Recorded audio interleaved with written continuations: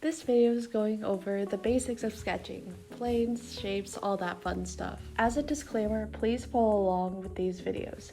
These videos are literally a walkthrough of the DICE project, which will prove your CAD education, which yes, you will need to show your CAD lead or coach this DICE document. Take the easy way out and follow these videos because a lot of CADing is just knowing the tools to use. By the way, if you see me skip a few things, that's because you don't really need them to CAD on the team, but there may be future videos going into more detail. Lastly, there will be a couple functions that you should know but won't be used for the cube, so there will be a sidebar displaying that function.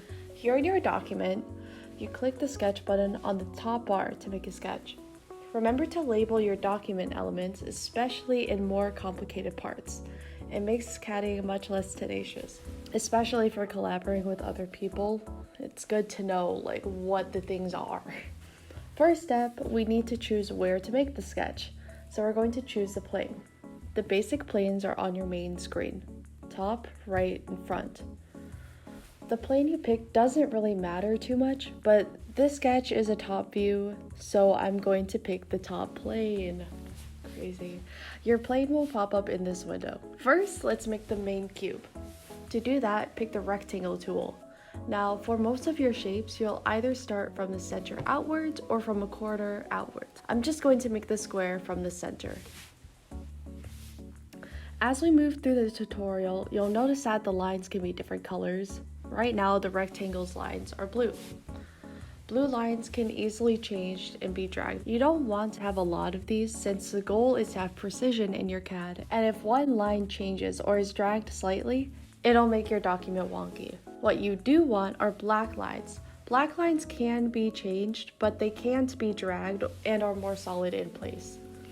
A good rule of thumb is that your sketch entity should be attached to something constant, like another black line or the origin. That's why I put my square in the center instead of a random place. Another thing is dimensioning your parts. Just select dimension, where you want your dimension, and enter the dimension. For the squares, I'm just going to do 2 by 2 inches. When you click two adjacent sides, you can also dimension angles. Wow, and now the square is black. If you want to change your line now, you can double click your dimension and change it, but you can't drag the line. The third color, which isn't on here, is red, which means there's an error with the CAD.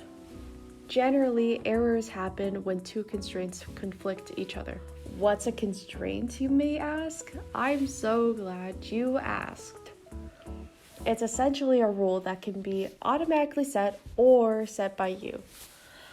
The same process applies to all constraints. To apply one yourself, go to the constraint list, pick which constraint you want, and then click on the parts you want the constraint to go to. For example, for this one called coincidence, if I make another rectangle and apply the constraint to both of the rectangle's sides, those sides will now always touch. Okay, let me just undo that. Okay. For the horizontal and vertical constraints, it makes items perfectly horizontal or vertical. The equal constraint makes multiple objects always the same size. So when you want to change the size of multiple objects, if they all have the constraint of equal, you only need to change the dimension of one. Last, the midpoint constraint makes a point become the midpoint of a line. I'll show you that quick by making a point and applying the constraint.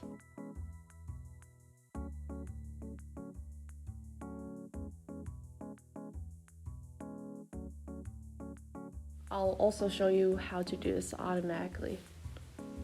Also, let's say if I apply a constraint to a line, if I hover over the line with my cursor, the constraints icon will show up on the line. Alright, I'm going to save this sketch and that will be it. Make sure to always save your sketch with the check mark. Don't click the X because it won't save any of the changes you make. Anyway, that's it for this video and see you soon.